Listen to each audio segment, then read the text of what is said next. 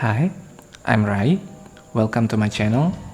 Today I'm going to talk about how I managed to clear Abyss floor 12 with full star without having a godly roll artifact. Before we start, if you haven't subscribed to my channel, please do so you can help my channel to grow. Okay, let's get started with floor 1. In this floor, my strategy is to focus on spamming elemental bursts and chaining them all together. Here I'm focusing on using Venti to reduce enemies' elemental resistance. Also, I'm using Elegy on Venti so it buffs everyone in the party. You can see that I deal quite a lot of pyro and hydro damage, but it is not that high, like super high, but just quite decent. Here I try to keep chaining my elemental burst over and over again, and you can see that the HP of the Gale Bishop is going down pretty quick because I'm focusing on buffing my party, also chaining them with Vaporize, which is really a good reaction. Here we go. Here, before I clear the first chamber, I'm trying to get more energy before entering the second one. On the second party, I'm focusing more on shield, so I can just go all out and hit them whenever I want. I don't really need to do a lot like what I do in the first party. I just keep hitting and spamming everything I have. As a dutiful maid would.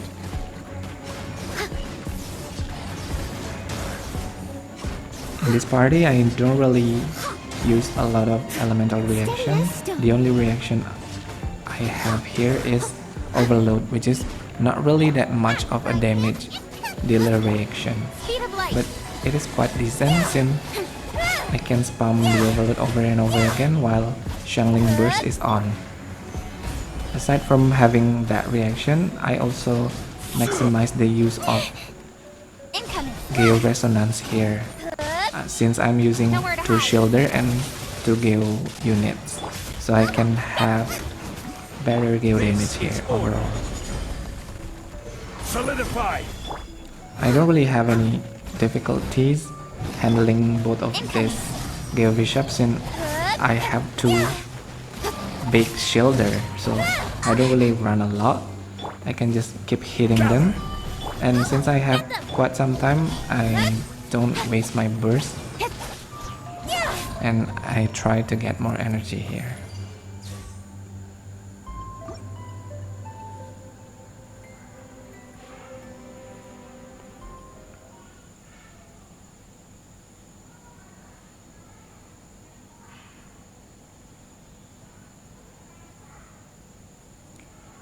On floor 12 chamber 2, it is not really that difficult of an enemy, not like the first chamber, but the hard part of this floor is the enemy keep on teleporting. But since I'm using Venti, I just suck them in together, so I have easier time to destroy both of them at once. Therefore, I have enough time to clear this room.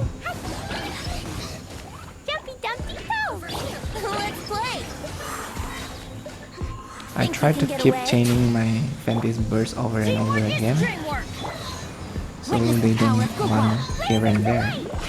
It is easier that way, since I don't have to chase them over.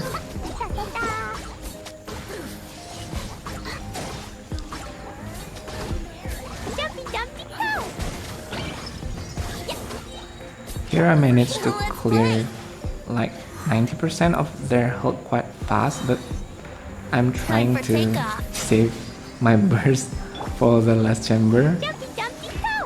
It ended up quite backfiring since both of them used their shield thing that I cannot suck them together in Ventus Burst, so I waste quite some time here. but it is still quite okay. I'm trying to get more energy before I enter the last floor, since you will need everything you have from the start in that last chamber.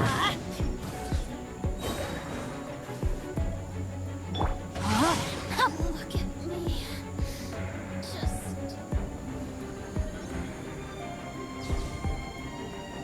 On this part, you are just facing like 4 enemy, and since all of them are small enemies, using Noel's burst is kind of easy here.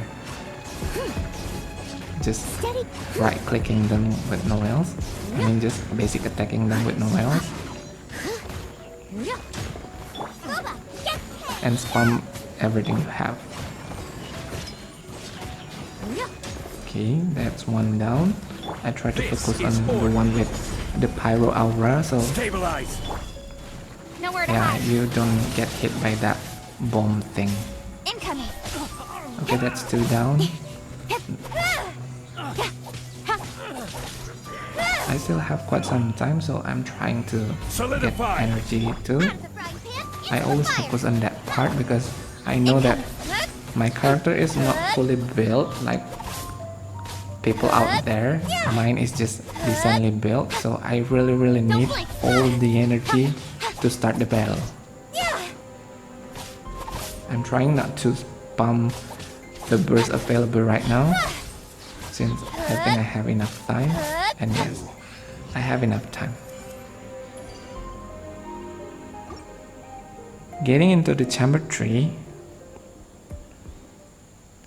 it is like the same strategy like chamber 1, since you are also facing 2 big enemy each floor.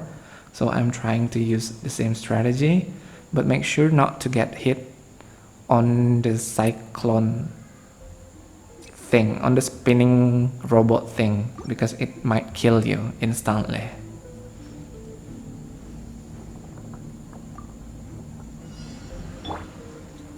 Time for takeoff. Wouldn't gliding.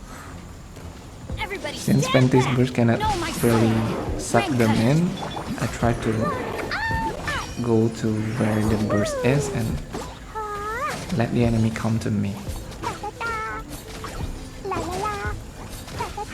This is the hard part in this chamber. I gotta keep on running since Klee doesn't really have shielder on it. Think you can get away? Everybody stand back. Witness the power of good.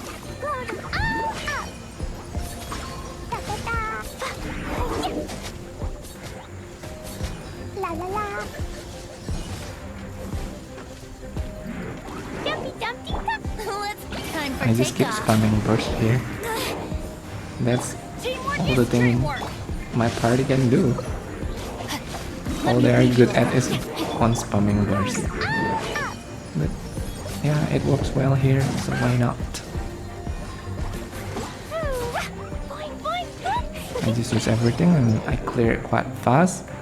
It is only 1 minute and 16 seconds, so I have more spare time for the last part.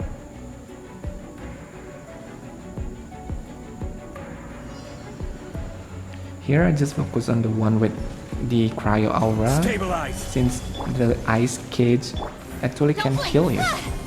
So I'm trying to focus on it first, and I'm just keep bursting.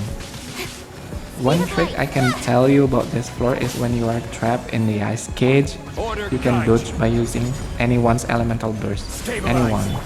Rather than waiting for them to kill you inside the ice cage, just spam burst. By the time your burst is ended, the ice cage is usually gone, so you can just dash away. Here I don't really use any special strategy. All I do is spamming burst, spamming skill. That's all about my party. Both of them are just a spammer. I'm sorry, I cannot really give you any good strategy here because it is kind of like a Nowhere to hide. DPS check on this floor. So just spamming everything, dealing more damage, and clearing the stage. Solidify! I will have order! But by doing so, I managed to get Made wood. like perfect I must star leave no here. stone unturned. And you will be surprised if you see my character's stat. They're not really that high compared to others. But I managed to clear it because I have constant burst from my support, from my sub DPS, and also my DPS.